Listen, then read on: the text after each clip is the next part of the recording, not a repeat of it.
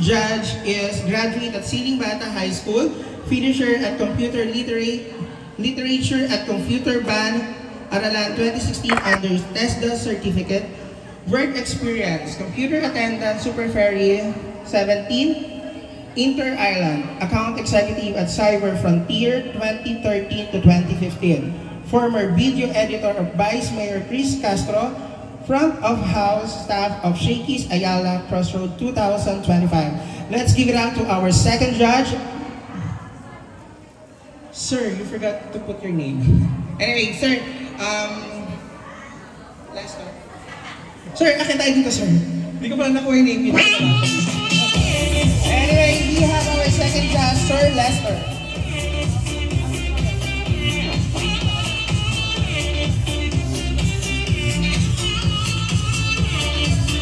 Next, our third judge will be event host, makeup artist, Miss Gay Padre Pio 2018 title holder, Miss Gay Billy Luis 2018 title holder, Sari Store owner, Miss Gay Pandihay 2018 first runner-up graduate, Siling Bata High School. Let's give it up for our third judge, Miss Juday S. Garcia.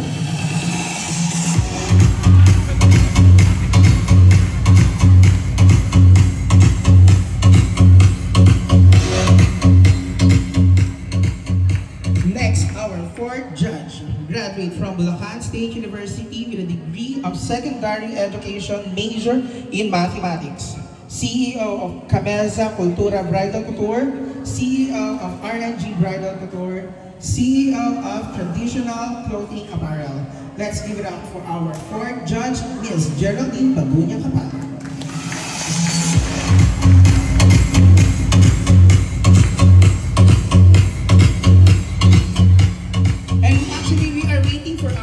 Judge, but regardless, still we have our four. Gagawin natin, magiging tiebreaker natin kung sakali si fifth judge. Okay? Guys, please remember these faces kasi mamaya bababa sila to check your numbers kung sino ang magiging part ng ating like Zumba Gold, top 5 finisher, most energetic, and so on. So please guys, pag nakita niyo sila sa harapan nyo, checking your numbers, give your best smiles. Okay? Okay, let's start our Zumba Marathon 2025 sa pagdiriwang ng Fiesta ng Santa Rosario.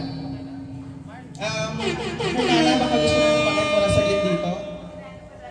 Baka may nais kang sabihin sa lahat na pumunta at nakiisa ngayon sa iyong proyekto.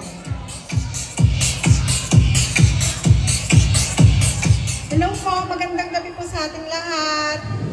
Maraming salamat po sa inyo.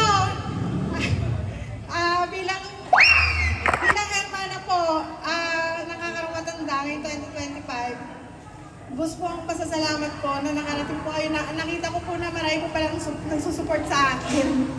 Thank you po sa inyo. Enjoy lang po sa pagsasayaw. Alam ko, man naman nyo ang Zumba, parang ako. Thank you po. Actually, nakakatuwa nga, sa lahat ng Zumbang napuntahan ko, walang payat. Sa totoo lang, mahirap pag may mga kumari-kumari. O Mari, tara doon tayo lumipat tayo kakain. Pagkatapos ng Zumba, lugaw. Asa may mga kagrupo ko nagyaya ng gano'n. Naku po, papangalanan ko sana isa-isa, ang dami.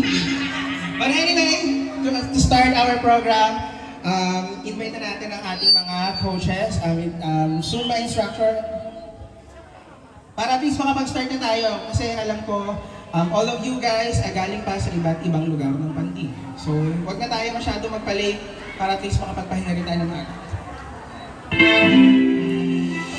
Thank you so much, Daddy. As you may go back to your seat. Thank you.